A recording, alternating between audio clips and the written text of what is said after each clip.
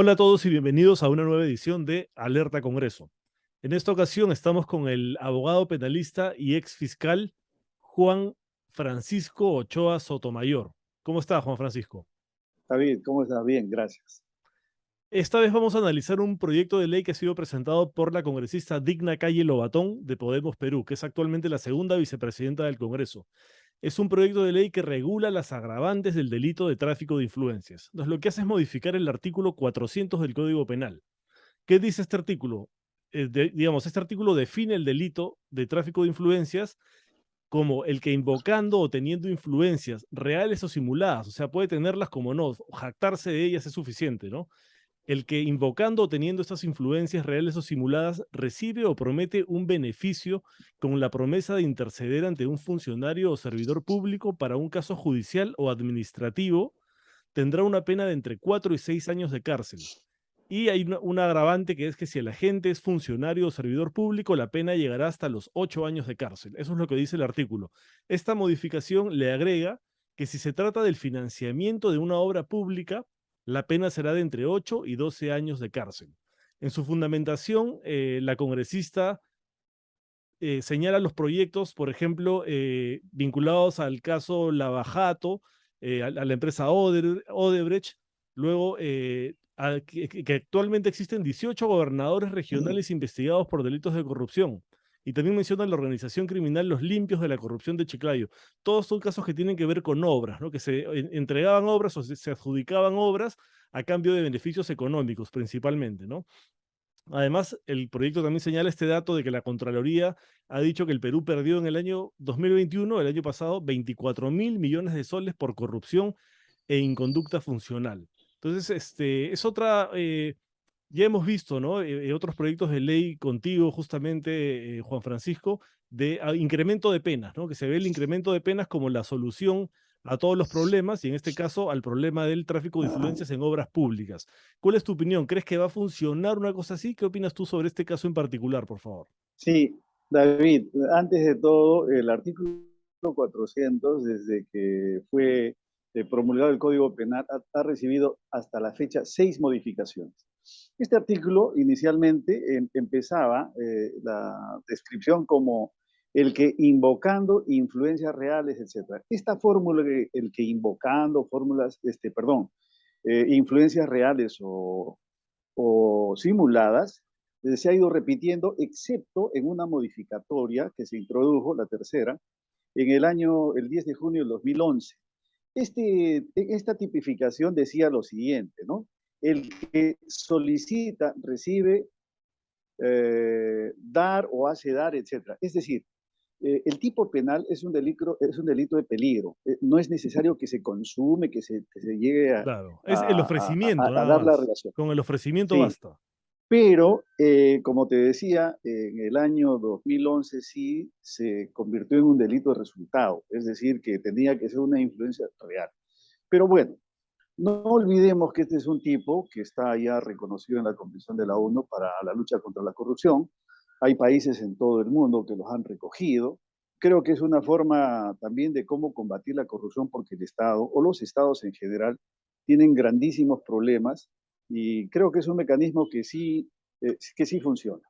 Pero, como acabas de decir, el enfoque que estamos viendo en estos últimos proyectos siempre está tendiendo solamente a la cachiporra y el golpe, es decir, solamente punibilidad. Ahora, elevar la pena hasta 12 años, cuando el máximo era 8, es un incremento sustancial, no es como el 50% más de pena. Sí, claro, es verdad que está inscrito para el caso de financiamiento de obra pública, ¿no? Pero creo que ahí descuidamos otro aspecto. Si tú te das cuenta, financiamiento de obra pública, etcétera, generalmente está vinculado con las contrataciones del Estado, ¿no?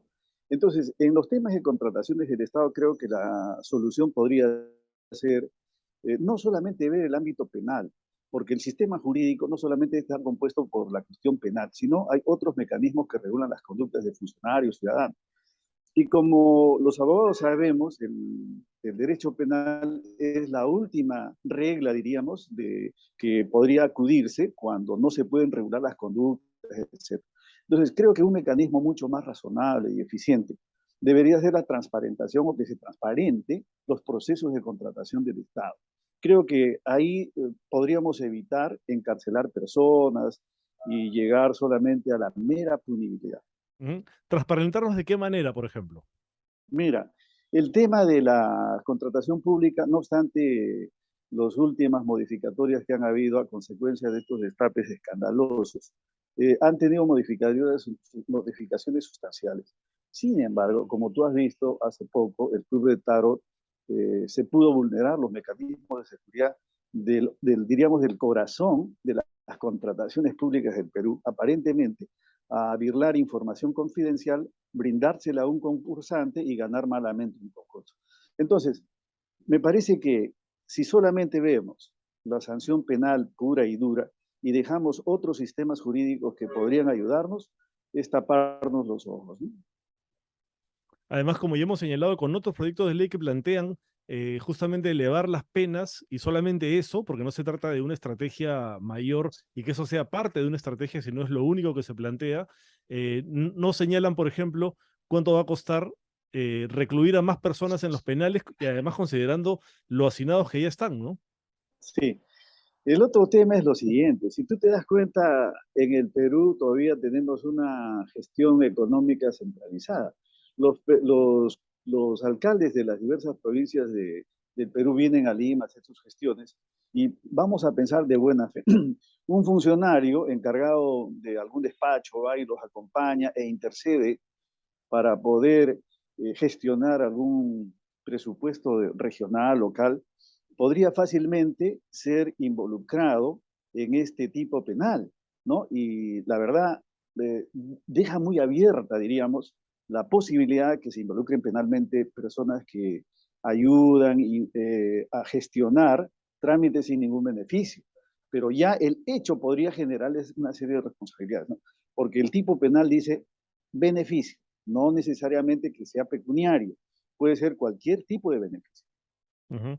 Por ejemplo, ahora que estamos en campaña, si un candidato ofrece una obra pública para una región o para una municipalidad, y digamos, no va a recibir a cambio de eso dinero, pero podría recibir votos. ¿Se podría interpretar que hay tráfico de influencias ahí si, digamos, interpretamos ampliamente esta modificación? Eh, un poco difícil, pero podría, si es que se van armando hipótesis muy criminalizantes que últimamente ha tomado la Fiscalía, hay que ser honestos, podría ser de que entre una propuesta política o de campaña, luego cuando asume el cargo, este candidato ya electo podría eh, hacerse interceder por algunas personas, funcionarios o un tercero sí podría eventualmente ser involucrado en una investigación penal. Bueno, otra vez queda demostrado que no basta con elevar las penas, ¿no? Es algo que ya hemos visto que no funciona para disuadir a los potenciales delincuentes o infractores, y en este caso parece que se da lo mismo, ¿no?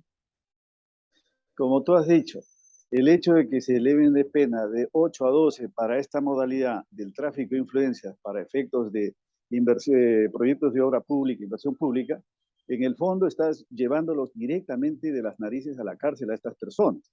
Y como habíamos analizado previamente en otro proyecto de ley, esto sí va a hacer que crezca la población penal y eso sí implica costes porque hay que generar más cárceles, etc. Ujú. Que justamente este tipo de proyectos siempre dicen que no va a generar ningún costo, ¿no? Cuando se hace el análisis costo-beneficio dicen esto no va a generar ningún costo para el Estado, cuando no es así, ¿no? Ese es el problema de ver la realidad solamente de manera tubular y no panorámica. Ujú. Bueno, muchísimas gracias, Juan Francisco, por tu análisis. Eh, seguramente vamos a requerir de tus comentarios seguido, porque vemos que hay bastantes proyectos vinculados a tipos penales en el Congreso que se presentan casi todas las semanas.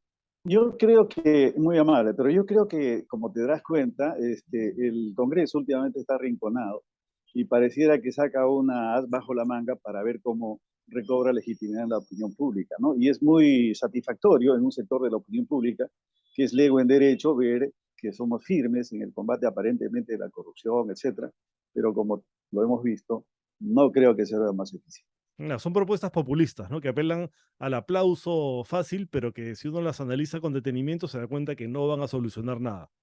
Muchas gracias, Juan Francisco, por tu Un gusto. participación y gracias a todos los que nos siguen. Hasta la próxima edición de Alerta Congreso. Hasta luego.